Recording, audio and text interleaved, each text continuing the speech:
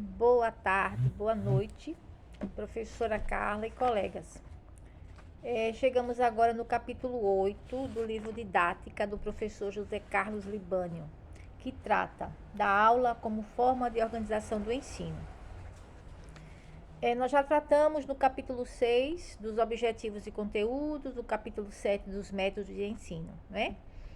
Pois bem, eu já tenho os meus objetivos, o que eu quero alcançar na minha aula, eu já tenho o conteúdo que eu quero passar e eu já sei o caminho, os métodos que eu quero utilizar para que o meu aluno ele consiga aprender, assimilar esses conteúdos e assim poder chegar no desenvolvimento das suas habilidades.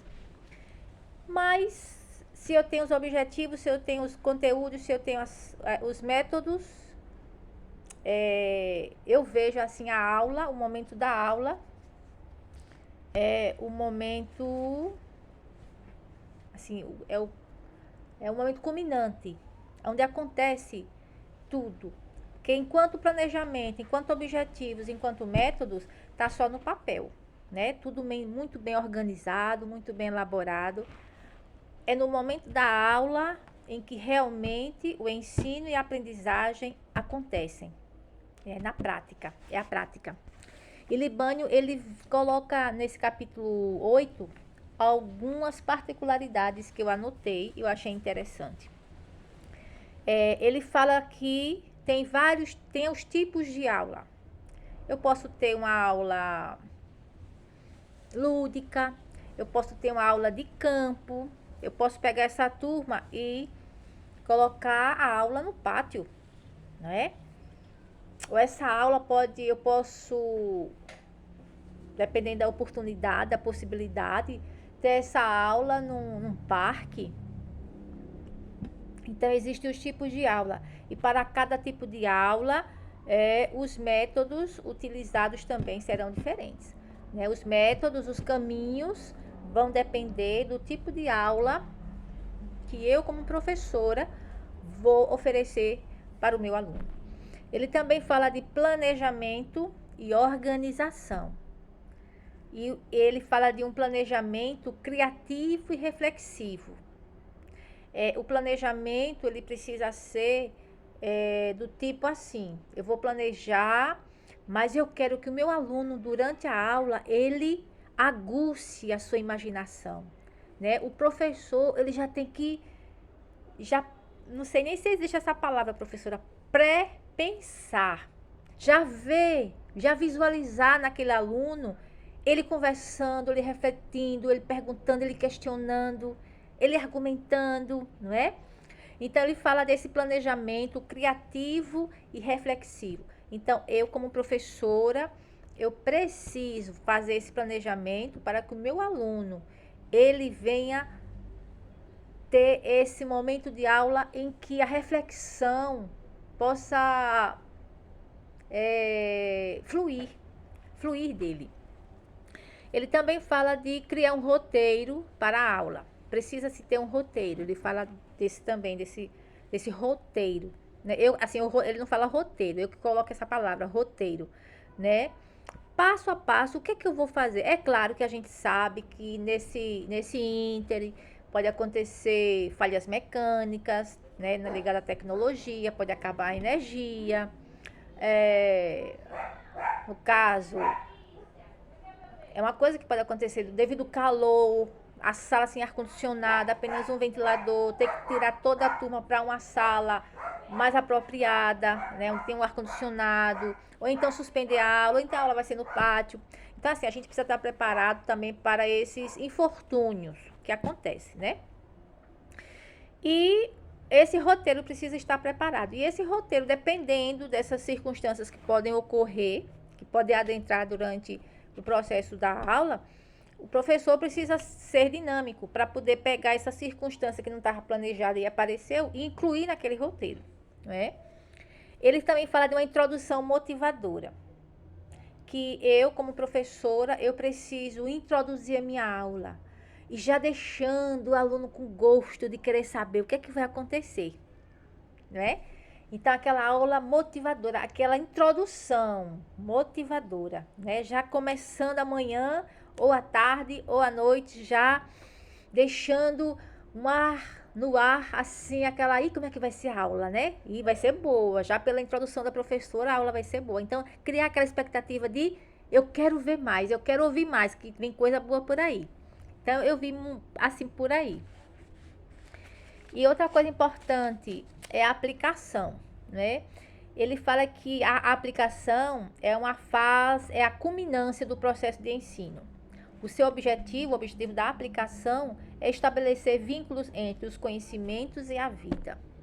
Como é que o meu aluno vai sair da sala de aula, né?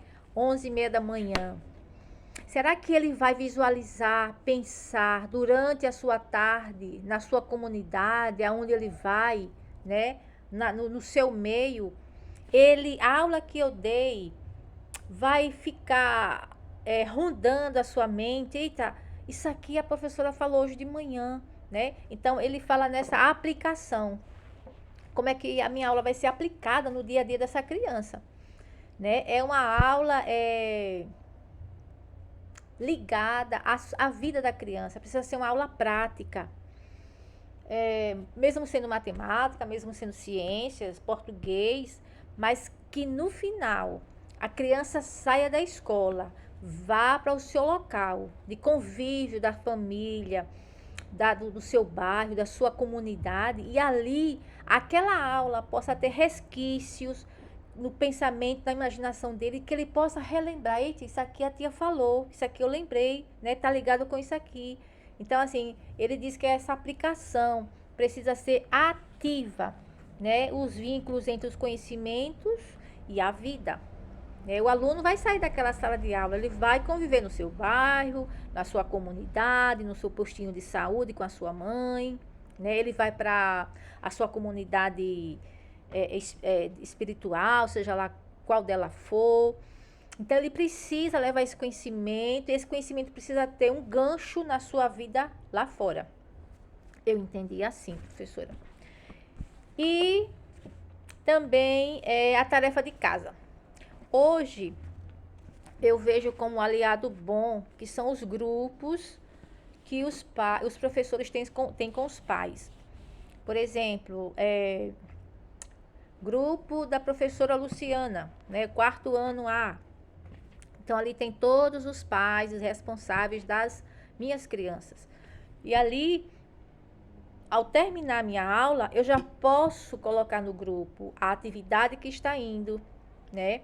Dar dica aos pais como fazer com que essa criança, como fazer com que o filho ele seja atendido nessa tarefa que foi levada para a escola. Então, eu vejo o grupo social entre pais, no caso, né, as redes sociais, a internet, a favor disso aí.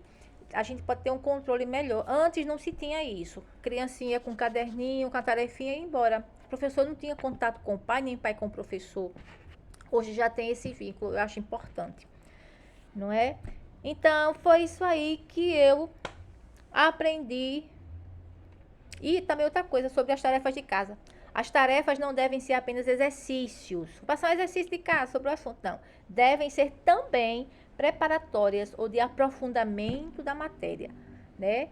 Esse aluno, ele precisa não ser aquela tarefinha para casa. Exercícios práticos do que foi visto na aula, que você pode ver lá fora, né? E você depois trazer suas experiências do que foi visto hoje na aula, que você vai ver lá no seu clube de escoteiro à tarde, que você vai participar na sua igreja, no seu local de culto, na sua comunidade, na sua rua, no seu postinho de saúde. O que é que você vê que a gente viu na aula hoje? Então, ter esses exercícios práticos. Então, foi essas minhas conclusões, os meus pensamentos do capítulo 8 sobre a sala de aula, né?